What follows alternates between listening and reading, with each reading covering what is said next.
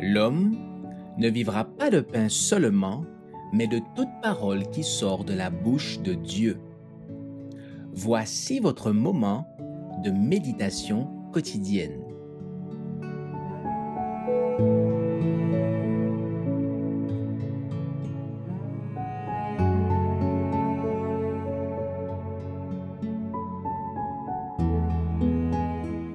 Il se plaît à construire le 22 octobre. Et maintenant, je vous recommande à Dieu et à la parole de sa grâce, à celui qui peut édifier et donner l'héritage avec tous les sanctifiés. Actes, chapitre 20, verset 32.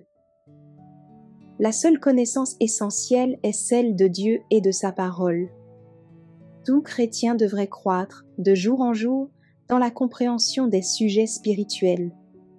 Or, cette croissance dépend directement de l'amour qu'il porte à l'enseignement de la parole de Dieu, de la confiance qu'il lui accorde, de la place qu'il donne à la méditation des choses divines. En nous accordant le privilège d'étudier sa parole, le Seigneur nous a invités à un grand banquet. Les bienfaits que nous pouvons retirer de ce festin sont innombrables. Il a dit que cette parole était sa chair et son sang, sa vie et son esprit. Si nous nous en nourrissons, notre force spirituelle augmentera. Nous grandirons dans la grâce et dans la connaissance de la vérité. Nous acquérons et développerons l'habitude de la maîtrise de soi. Les défauts propres à l'enfance, impatience, obstination, égoïsme, paroles vives, gestes coléreux, disparaîtront et feront place aux qualités d'un chrétien adulte.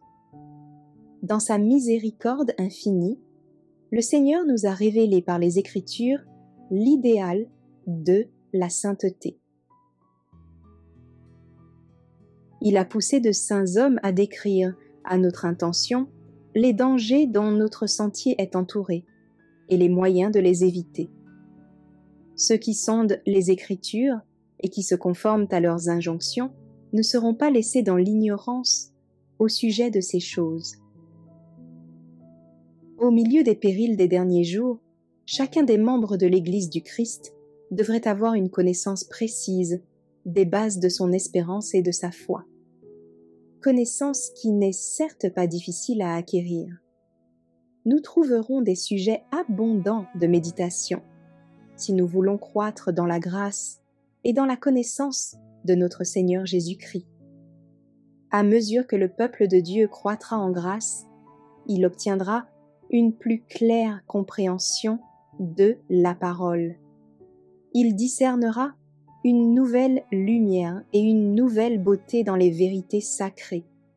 Cela s'est vérifié dans l'histoire de l'Église à travers les âges, et cela se vérifiera jusqu'à la fin.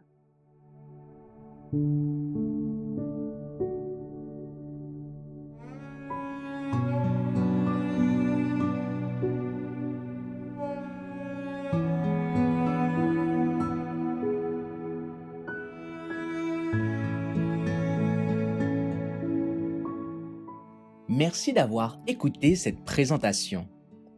Assurez-vous de nous rejoindre demain pour votre moment de méditation quotidienne avec lereste.org.